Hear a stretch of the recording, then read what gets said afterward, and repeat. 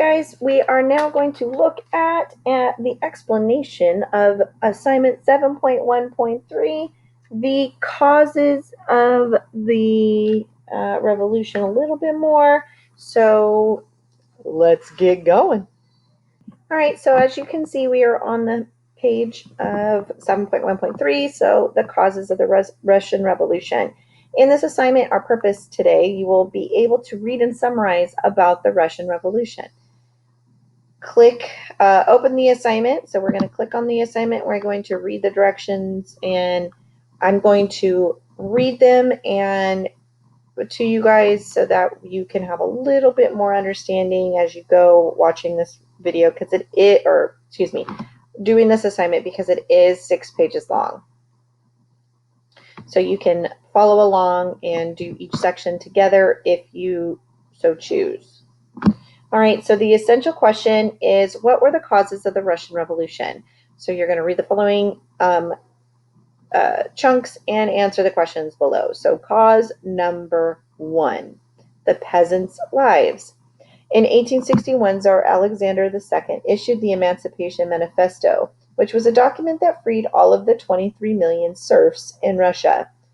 The newly freed serfs had no money to buy land, and most of them were forced to work in poor conditions with little pay, without their most basic needs being met.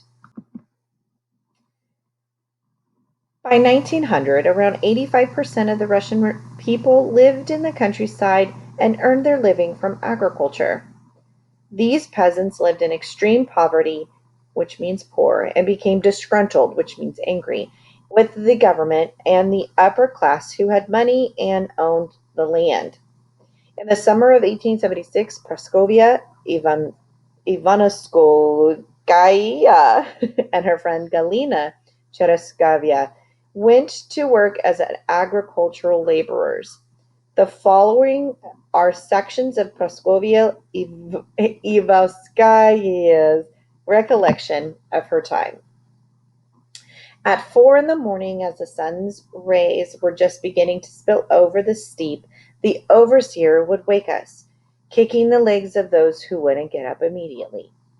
In the morning, we froze from the bitterly cold dew, which drenched our clothes up to the waist. Staggering along, still half asleep, we worked as automatically as robots, gradually warming up a bit. At 10, we returned to camp for breakfast, which lasted around half an hour. Despite the camp hubbub, some people preferred to nap instead of eat. Our food was of rather poor quality, very plain and unappetizing. In the morning, they cooked us a watery gruel, which is like a cream of wheat, maybe, made from wheat and water with a dose of salt, or buckwheat dumplings as big as cobblestones. 1 or 2 of those would satisfy the hunger or even the greatest glutton. The meal was poured into a wooden trough from which you'd pull the dumplings with long, pointed splinters. We got the same modest fare for lunch and dinner. After our brief breakfast, we returned to work. As the day wore on, the heat became so intense that you wanted to take shelter in any available patch of shade. The sun was so strong that the backs of most of the newly arrived vagabonds, which are like homeless travelers, were practically covered with swollen blisters. Later, as their skin toughened up, the burns went away. During the busy season, there was no set limits to the workday. If the steward wished, the boss, it could last for 16 hours or more, with only an hour off for lunch. In the evening, after the sun had set, we returned to camp. Frequently, our evening talks ended with the peasants saying, "That's our fate, so it's been written," or "We're born, we'll die." In fact, we were rarely able to talk at all after the day's work. Our limbs shrieked with weariness. Our exhausted bodies demanded rest and peace. So based on her account, how did the working conditions add to peasants' unrest before the Russian Revolution? So what this question is asking you, How were their working conditions? Another reason why they wanted a revolution. Go ahead and answer and pause this video to answer this question. All right, cause number 2, working conditions and Bloody Sunday, January 22nd, 1905. At the beginning of the 20th century, the Russian industrial employee worked on average an 11-hour day, 10 hours on Saturday. Conditions in the factory were extremely harsh, and little concern was shown for the workers' health and safety. Attempts by workers to form trade unions were resisted by the factory owners, and in 1903, a priest named Father George Gapon formed the Assembly of Russian Workers. Within a year, it had over 9,000 members. In 1904 was a bad year for Russian workers. Prices of essential goods rose so quickly that real wages declined by 20%. When 4 members of the Assembly of Russian Workers were dismissed at the Poltava Iron Works, Gapon called for industrial action. Over the next few days, over 110,000 workers in St. Petersburg went on strike. In an attempt to settle the dispute, George Gapon decided to make a personal appeal to Tsar Nicholas II. He drew up a petition outlining the workers' suffering and demands. This included calling for a reduction in the working day to 8 hours, an increase in wages, and an improvement in working conditions. Over 150,000 people signed the petition, and on January 22nd, 1905, Gapon led a large procession of workers to the Winter Palace in order to present the petition to Nicholas II. A large procession of people means just in a long row. So 150,000 people is a lot. When the procession of workers reached the Winter Palace, it was attacked by the police and the Cossacks, which are known as the Russian soldiers. Over 100 workers were killed and some 300 wounded. The incident became known as Bloody Sunday. Bloody Sunday sparked waves of strikes and violence across Russia in support of workers' rights and against the Tsar. The violence following Bloody Sunday became known as the Revolution of 1905. In response, Tsar Nicholas II reluctantly, which means like he hesitated, he didn't really want to do this, promised more freedom and approved of the creation of the Duma, the first parliament in Russia. So this is their legislative branch, which they can now make law or help make laws for their country. Nicholas II dissolved the Duma, so got rid of it, in 10 weeks, and many of the problems plaguing Russian workers continued. So number 2, what types of poor working conditions inspired the industry workers to approach the Winter Palace in 1905? And what were the workers' demands? Go ahead and pause and answer these questions. Cause number 3, the corruption in the Tsar's family, Rasputin, was around 1872 to 1916. Born a peasant in Siberia, Grigory Rasputin became a religious teacher, although he was never ordained as a priest. Look at this face. He became close with Tsar's family because they believed he had mysterious powers that relieved their son's hemophilia, a disease that prevents blood from clotting and causes massive bleeding from even slight injuries. It was rumored that Tsarina Alexandra who was put in charge of the Tsar's responsibilities when he went to command troops during World War I, was heavily under Rasputin's control.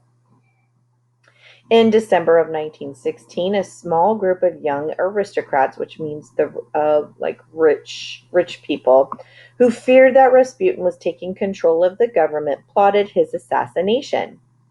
They lured him to a mansion and fed him poisoned cakes. The poison apparently had no effect on Rasputin's extraordinary strength.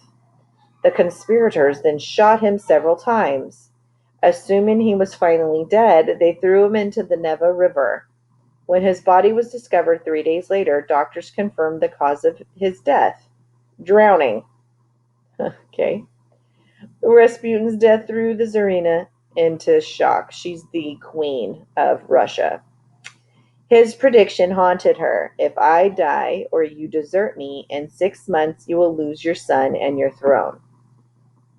The specifics behind Rasputin's death are now more a legend than fact. Many of the facts have been discredited through historical investigation, and Rasputin's support influence over the Tsar's family showed that the government was corrupt and added to the lower classes' distrust of the family. So, answer number 4: Rasputin had influence over government decisions when he was close to the Tsar's family. How does this support the claim that the government was corrupt? Go ahead and pause and answer this based on what was read. Now on to cause number 4: Tsar Nicholas II's military woes. Popular support for a country's leader has always depended largely on their success as a military leader. Tsar Nicholas II experienced several disappointments which turned the peasants and workers against him. The Russo-Japanese War and World War I showed the Tsar's weaknesses and paved the way for revolution. In the late 1800s, Russia and Japan were imperialist powers. Both competed for control of Korea and Manchuria. The two nations signed a series of agreements over the territories, but Russia broke them. In retaliation, which means to go against them, Japan attacked the Russians at Port Arthur, Manchuria, in February of 1904. Though Russian soldiers and sailors went confidently to war, the Japanese defeated them. News of repeated losses sparked unrest at home and led to revolt in the midst of the war. In 1914, Nicholas II made the fateful decision to drag Russia into World War I. Russia was unprepared to handle the military and financial costs. Russia's weak generals and poorly equipped troops were no match for the German army. Before a year had passed, more than 4 million Russian soldiers had been killed, wounded, or taken prisoner. German machine guns mowed down advancing Russians by the thousands. Defeat followed defeat. As in the Russo-Japanese War, Russia's involvement in World War I revealed the weakness of Tsarist rule and military leadership. The war was destroying the morale of Russian troops. Soldiers mutinied, which deserted or ignored orders. Mutiny went completely against, deserted, or ignored orders. On the home front, food and fuel supplies were dwindling, which means going away. Prices were widely inflated, and people from all classes were clamoring for change and an end of the war. Neither Tsar Nicholas nor Tsarina Alexandra proved capable of tackling these enormous problems. Now that we've read that, what effect did the outcome of the Russo-Japanese War have on the Russian people? And number 6, why were the Russian people unhappy with their country's involvement in World War I? Go ahead and answer those questions and pause me to do so. All right, cause number 5, the March Revolution, 1917. In March 1917, women textile workers in Petrograd led a citywide strike. Textile workers are workers that work with fabric. Soon afterward, riots flared up over shortages of bread and fuel. Nearly 200,000 workers swarmed the streets. At first, the soldiers obeyed orders to shoot the rioters, but later sided with them. The soldiers fired at their commanding officers and joined the rebellion. Large crowds gathered, shouting, "Down with the autocracy and down with the war." The local protest exploded into a general uprising, the March Revolution. It forced Tsar Nicholas II to abdicate, which means give up his throne.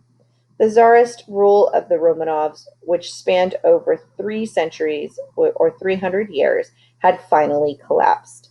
The March Revolution succeeded in bringing down the Tsar, yet it failed to set up a strong government to replace his regime. Leaders of the Duma established a provisional government, or a temporary government. and the provisional government kept the country in a world war and was too weak to make the changes that peasants and workers demanded. Instead, power in the cities grew in local councils of workers called Soviets. In many cities, including Petrograd, the Soviets had more influence than the provisional government. The March Revolution of 1917 dethroned Nicholas II, but failed to put a strong government in his place. Go ahead and answer. What spurred the March Revolution of 1917? So, what caused the March Revolution? Okay, cause number 6, industrial workers support a growing revolution. Rapid industrialization stirred discontent among the people of Russia. So, increases in industrialization created more unhappiness among the people. The growth of factories brought new problems. Among these problems were grueling working conditions, so terrible, miserably low wages, and child labor. Unions were outlawed, so you couldn't unionize, which means you couldn't have groups of people, like you couldn't fight for the same cause. Still, exploited laborers who worked in factories and built the railway lines organized strikes. Workers were unhappy with their low standard of living and lack of political power, and the gap between rich and poor was enormous.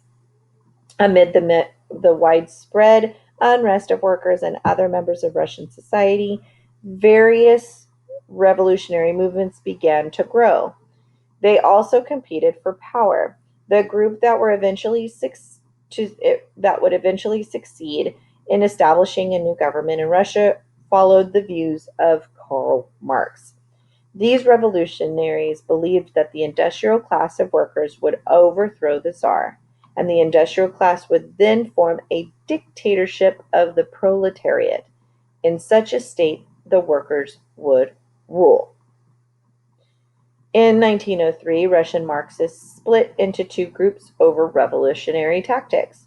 The Mensheviks wanted a broad base of popular support for the revolution. The Bolsheviks supported a small number of committed revolutionaries willing to sacrifice everything for radical change. The major leader of the Bolsheviks was Vladimir Ilyich Ulyanov. He adopted the name of Lenin. He had an engaging personality and was an excellent organizer. He was also ruthless.